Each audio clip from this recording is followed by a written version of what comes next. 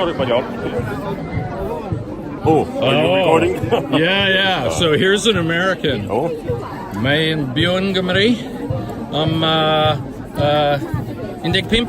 wel, dwi wedi bod Blwyddyn, yma ie? ers 1996. Yeah. A dwi wedi bod yn ddinesydd ers 2002. Right. A dwi wedi bod yn cefnogi Plaid Cymru ers i mi fod yn cael pleidleisio yma. Yeah. Now I'm going to put this on a podcast for Americans who don't speak any Oh, sorry. Welsh. So no, but it's good you did that. Oh, yeah. And I'm asking people, why is this moment important for you? You're an American who's here. Right. But this is important to you. Well, ever since I've been here, I've supported Plaid Cymru, which Plaid has- Cymru, the Party of Wales. which has as part of its manifesto independence. Right. And I've loved living here, become a citizen, settled here.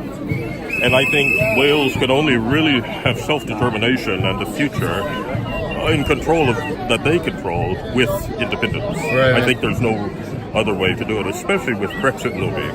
Yeah. And, things like that. Yeah. So this is John Robinson.